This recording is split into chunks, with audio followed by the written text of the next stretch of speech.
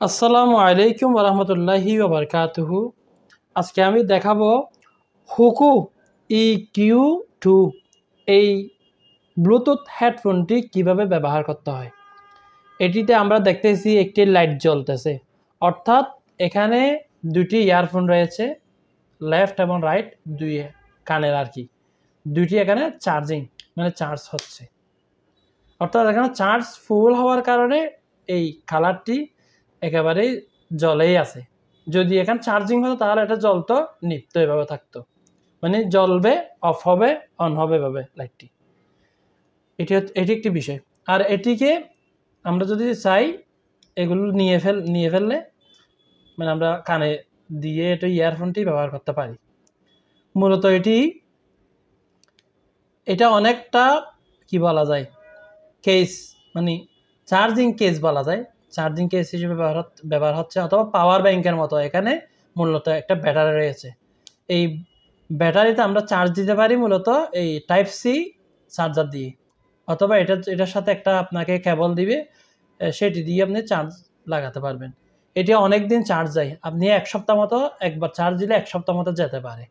যেহেতু এগুলো 5 থেকে 6 বার চার্জ দেওয়া যাবে, এই হুকু ব্লুটুথ হেডফোনের এটিতে 4 থেকে 5 বার এখানে চার্জ দিতে পারবেন এটি শেষ হয়ে গেলে।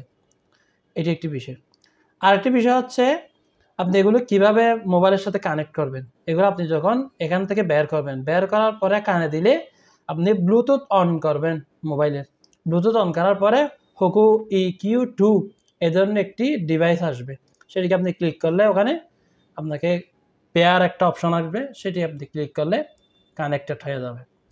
একইভাবে আপনি যদি আরেকটা কাজ করতে পারেন, সেটা হচ্ছে কি, যদি আপনি এগুলো ব্লুটুথ অফ করে দেন, এগুলো এখানে রেখে দেন, অথবা বাইরে রেখে দিয়েছেন, ব্লুটুথ অফ করে দিয়েছেন, সেক্ষেত্রে কি হবে, কানেক্ট কীভাবে হবে। আপনাকে দ্বিতীয়বার যদি মোবাইলে কানেক্ট করতে হয়, সেক্ষেত্রে এই ইয়ারফোনগুলো এখানে রাখতে হবে। অর্থাৎ এখানে আপনার এটা হচ্ছে কি ডান পাশেরটা, এটা বাম পাশেরটা রাখার পরে যখন আপনি এখান থেকে বের করবেন, এরপরে মোবাইলের ব্লুটুথ অন করবেন, তখন কানেক্ট হয়ে যাবে।